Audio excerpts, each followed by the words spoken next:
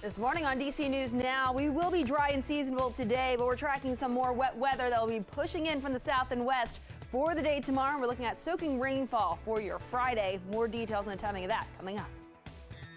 Also coming up this morning, DC's police chief is moving on. Why he's leaving the department after 30 years and what's next for the city's top cop. And stopping fare evaders, how Metro says it is cracking down on people who do not pay to ride. And goats getting to work, how some four-legged friends are helping one Frederick County town tackle a big problem. The station covering all of the DMV. This is DC News Now. All right, good Thursday morning to you. Thanks for joining us. I'm Corey James. Good morning. I'm Tanaya Wright. We're going to start you off with a live look outside on this Thursday morning. Ooh, look at that, Jackie. It's a pretty nice start to the day out there. Yeah, and we're going to be seeing that sunrise officially at 6:15 this morning. And we're noticing those dry conditions to start. It will be dry today. Later on tonight, overnight is when we'll likely see the rain showers returning to the region. And we're looking at the bulk of the day tomorrow all wet. So in terms of that, I want to take advantage of the day today. But right now we are seeing reduced visibility in terms of fog. We're seeing right about 4 miles of visibility in Leesburg, Frederick, about 8 in Hagerstown, 3 in Winchester, about 5 miles of visibility in Culpeper. Radar is all clear though, which is the good news. No need for the umbrella today, but you will need it tomorrow. With that rain that's well down towards our south and west, and that will continue to push its way into our area as early as tomorrow morning. Temperatures out there right now, 40s to low 50s. Low 50s in the district, right around 50 in Lexington Park and Hagerstown. Low 40s, Martinsburg and Winchester. Upper 30s, Luray, Woodstock as well. It's up towards Cumberland. Now over the next 3 days, today will be dry, seasonable with high temperatures right around 70.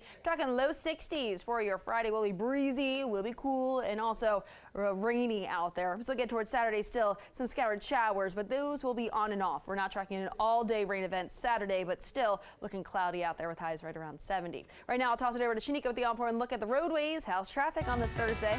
Well, not quite the way you want to start your early Thursday morning, but we're looking at 95 heading southbound. You're seeing a bit of delay here because of a crash. Now, that is right between 212 and the split to the Beltway. Flipping over to the maps, you're riding on your brakes, but just in this one area here. After that, you are all good to go. So all of that red there, it ends right before the Beltway. That crash, though, is to the right. So do be careful there. DC 295 is slow. You're seeing some heavy delays. And then the rest of your roadways are looking good along the Capitol Beltway. Our Shanika, thank you. Your time right now is 6:02 on this Thursday morning. That is right. In your Know and Go headlines this morning, Metropolitan Police Department Chief Robert Conti is retiring from his position. Conti spent 30 years with the department and 2 years as its leader. He'll be taking a position with the FBI. Conti's final day as the DC Police Chief will be June 3rd. And 2 new Carrollton council members in Maryland are voicing concerns after the longstanding police chief was fired earlier this week. The mayor says she made the decision because of personnel issues. The former police chief claims it was retaliation for filing a complaint against the city. And 2 Henrico County Sheriff's deputies charged with second-degree murder and the death of Irvo Tieno appeared in court yesterday for pre-trial hearings. The 28-year-old died while in police custody last month at Central State Hospital. 8 other deputies are facing similar charges. I have decided that after serving this agency for over 30 years, that it is time for me to retire from the Metropolitan Police Department. And after having served a little more than 2 years as the district's top cop, Police Chief Robert Conti is leaving the department. Hey, Conti is taking a job with the FBI. DC News Now's Tosa Fakile is live at police headquarters this morning. And Tosa, this news shocking a lot of people.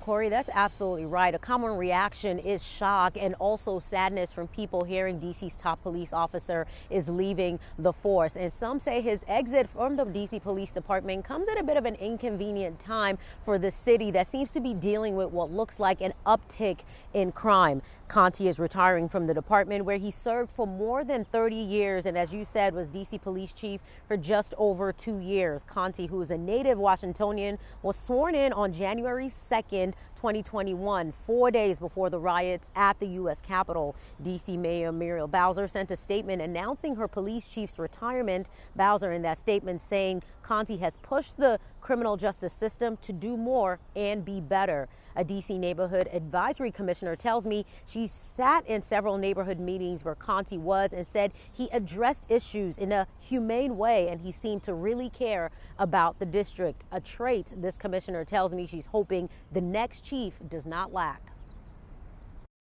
He did, at least it seemed, try to be, accessible to the community in ways that I had not necessarily seen with some of the previous chiefs. And it's a tough job. So I would like someone to bring those characteristics. What we don't need is somebody that's political, somebody that's divisive. She also tells me it would be nice if the next police chief is a native of D.C. like Conti is. Now, the chief's last day on the job is June 3rd. No word yet on who the next police chief for D.C. will be. But coming up in the next hour, you'll hear some of that video message from Police Chief Conti as he announced to his team that he was leaving the job. We're live at police headquarters. I'm Tosin Fakile for DC News Now. Back to you. Thank you. Your time right now is 6:05. Mayor Bowser is holding a meeting about new crime fighting strategies. This is scheduled for 11 o'clock this morning. Now, the meeting was already on the calendar before Conti made his announcement. Bowser is calling the new strategy a, quote, focused patrol and community engagement approach.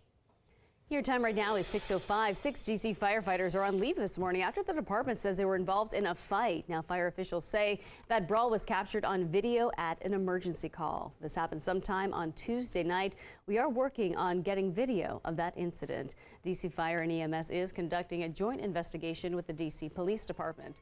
The fire department calls the actions unacceptable and say they do not reflect the behavior we require of our members.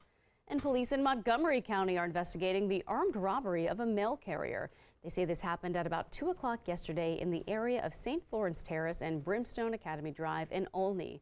The carrier was not injured. We are still working to learn what exactly was stolen. If you were in that area or have security footage of the incident, you are asked to call police. 2 new Carrollton council members voicing concerns about the future of the city. This after the mayor fired the city's longstanding police chief, David Rice, earlier this week over personnel issues. However, the decision now leaves 7 leadership positions in the city open.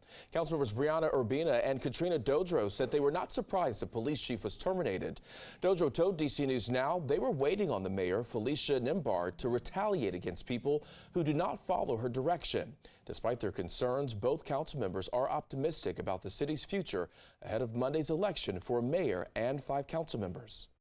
We want this to be the bedroom community that it has been in the past. We're going to really clean up and make sure that things like this never happen again. We reached out to the mayor several times for comment. So far, we have not heard back.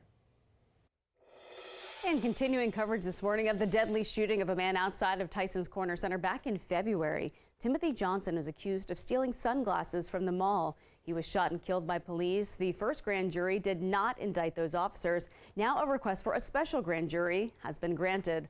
The family attorney for Johnson applauds the county's attorney's pursuit of charges through another grand jury. 2 officers chased Johnson through a parking garage and into a wooded area before shooting him. Both officers fired their weapons, hitting Johnson once in the chest. A wrong had been committed, and I believe that he knew that Timothy was a victim and there was a crime. Quite frankly, the way I really read this is there's some political motivation behind this. It's easy to try to make this seem like it's against all police officers or law enforcement in a broader sense, but it's not. The Fairfax County Commonwealth Attorney could not be reached for a comment. Prosecutors are seeking several charges against those officers, including manslaughter. The next round of court appearances for the death of Irvo Otieno are beginning. The 28-year-old Virginia man died while in police custody at Central State Hospital last month. This after multiple people were seen on video pinning him to the ground. Now, 2 Henrico County Sheriff's deputies are charged with second-degree murder.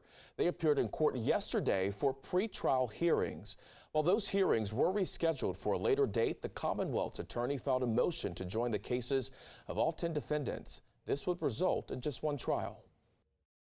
The court would rather try the case one time rather than 10 times, but you want to make sure that each defendant's rights are protected. Is the courtroom in Dinwiddie County capable of, having 10 defendants and 10 lawyers and 20 deputies and all of that? So there's some practical considerations, but probably all 10 aren't going to end up going to trial. Now, 7 Henrico County Sheriff's deputies and 3 Central State workers were charged with second-degree murder.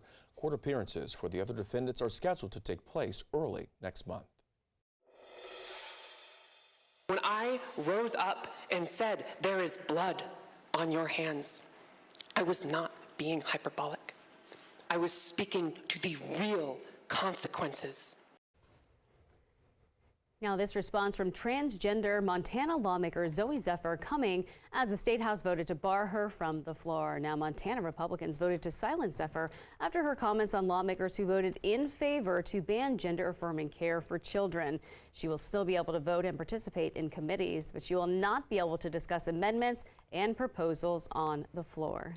The Speaker asks me to apologize on behalf of decorum. What he is really asking me to do is be silent when my community is facing bills that get us killed. This behavior violated the collective rights and safety of 99 other members of this body.